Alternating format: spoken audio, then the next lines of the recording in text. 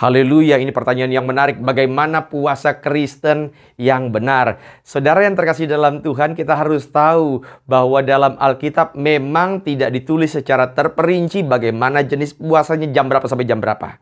Tetapi saudara, ketika kita mau memulai puasa, harus dimulai dengan sebuah komitmen. Komitmen apa? Yang pertama, saudara harus tentukan jenis puasanya. Karena saudara yang terkasih dalam Tuhan, ada berapa jenis puasa? Yang pertama, puasa total. Apa itu puasa total? Di mana saudara tidak makan dan tidak minum. Jenis yang kedua adalah puasa di mana saudara hanya pantang makan, tetap minum, tetapi tidak makan sama sekali. Yang ketiga, yang biasa disebut dengan puasa Daniel. Apa itu puasa Daniel? Tetap makan, tetap minum, tetapi berpantang terhadap suatu makanan tertentu. Karena Daniel itu ketika dia berpuasa, dia berpantang, dia hanya makan sayur pahit. Dan ini bisa diaplikasikan dalam kehidupan Kristen sekarang ini, di mana misalnya saudara tetap makan, tetap minum, tetapi menghindari makanan-makanan atau konsumsi tertentu. Misalnya tidak makan daging selama 1 minggu, tidak makan nasi, tidak konsumsi gula, tidak merokok selama 1 minggu. Dan puasa yang keempat, puasa yang dilakukan oleh Ayub, di mana dia tetap makan, dia tetap minum, tetapi selama periode tertentu, dia tidak berbicara.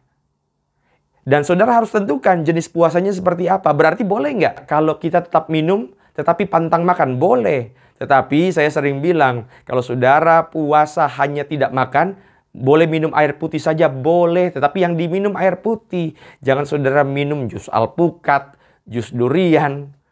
Ya saudara. Nah, yang kedua apa yang harus dikomitmenkan? Jam puasanya. Saudara, kalau saya ditanya menyarankan kapan waktu puasa, jam puasa yang cocok untuk orang dewasa, bagi saya, orang dewasa itu sebetulnya tidak ada jam yang khusus. Tetapi saya menyarankan minimal saudara puasa itu 9 jam.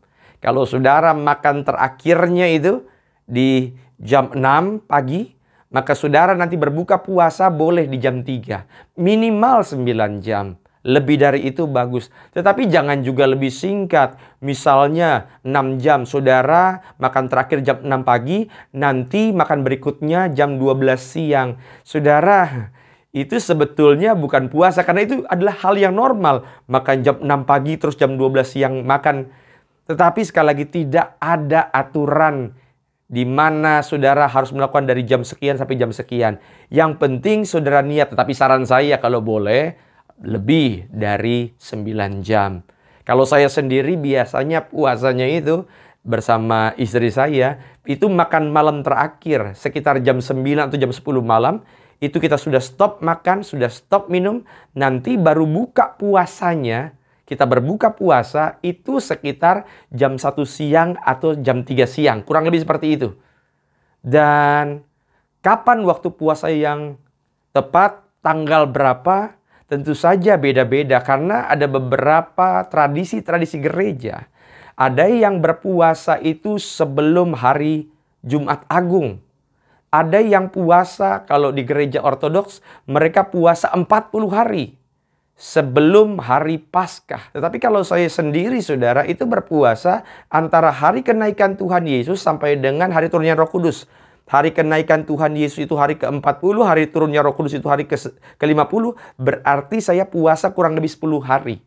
Tetapi kalau saudara mau ikuti boleh, kalau tidak mau ikuti juga boleh. Yang penting saudara komitmen. Tetapi saya sering menyarankan kalau boleh, saudara berpuasa jangan di tanggal 25 Desember, tanggal 1 Januari, atau tahun baru Imlek. Kenapa saudara? Karena itu momen di mana kita kumpul-kumpul, saling berbagi sukacita.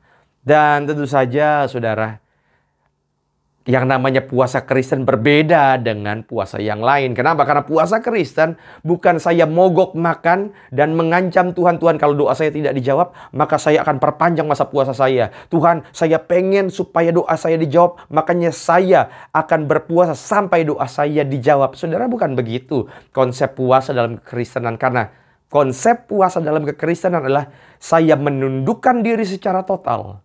Saya merendahkan diri saya di hadapan Tuhan. supaya saya boleh mengetahui apa yang menjadi kehendak Tuhan dalam kehidupan saya.